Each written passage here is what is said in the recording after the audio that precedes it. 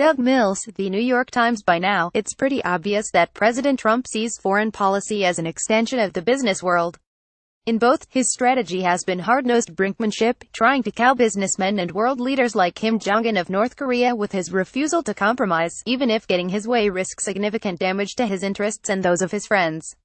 More than one administration official has described the president's approach as the madman theory, the idea that one way to make a threat effective is to persuade your opponent that you're unstable enough to follow through.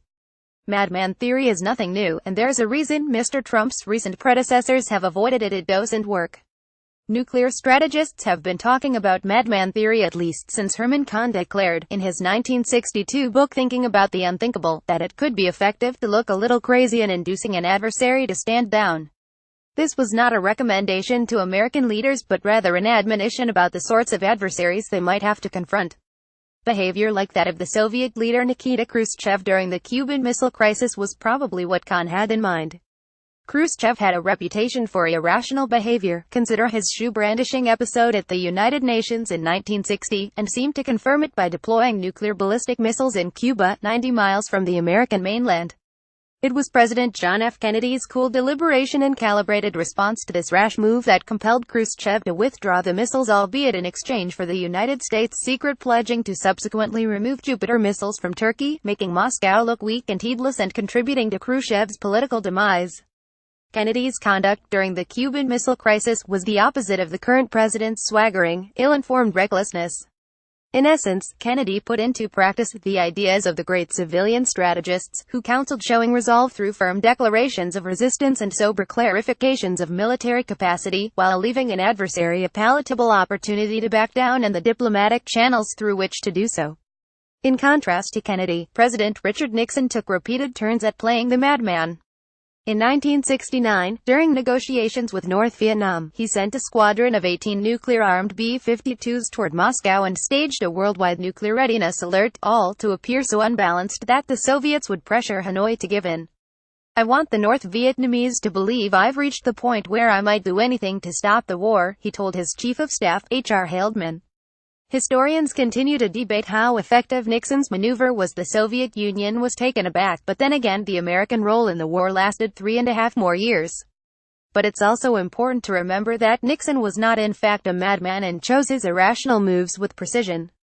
An old foreign policy hand, he knew exactly who he was dealing with in Moscow and Hanoi, and could predict with reasonable accuracy how they would react. Yet even then, the results were inconclusive. Put differently, the short history of nuclear confrontation demonstrates that effectively controlling the risks of nuclear war depends acutely on the personality of a particular president. It matters greatly that the world assumed Nixon was rational, and that many in the world harbor concerns about Mr. Trump. There is a crucial difference between playing against type to introduce new doubts and playing to type to reinforce existing ones. For example, critical to Nixon's strategy was what he said to Haldeman. That had been pushed too far, implying that he would return to his senses if the Soviets and North Vietnamese gave in. But does anyone think Mr. Trump would do the same? Consider the discombobulated way his administration has approached North Korea. Some members of his national security team are apparently trying to apply the sort of approach that the Cuban Missile Crisis enshrined, emphasizing diplomatic and economic pressure and characterizing military measures as a last resort. But Mr. Trump himself has frustrated and undermined them, doubling down on his own wayward improvisations by belittling Mr. Kim personally and proclaiming he won't be around much longer. Meanwhile, he has undercut American diplomatic efforts on issues from the Iran nuclear deal to trade negotiations. His threats to North Korea aren't a case of temporary madness, they're standard operating procedure.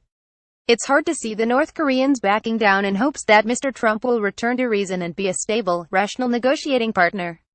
The real risk here is that Mr. Trump does not actually understand the scope of the challenge he faces on the Korean peninsula, and that he may in fact mean what he says in his threats.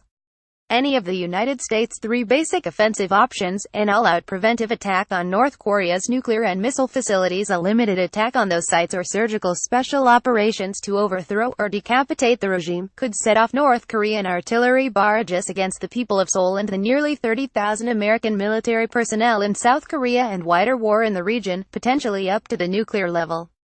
Mr. Trump may be clueless about nuclear strategy and incapable of empathizing with the South Koreans. but even he should blanch at immersing the United States in a destructive, unnecessary and ignominious war in Asia. Jonathan Stevenson, a senior fellow for U.S. Defense at the International Institute for Strategic Studies, is the author of Thinking Beyond the Unthinkable and was the National Security Council's Director for Political Military Affairs in the Middle East and North Africa from 2011 to 2013.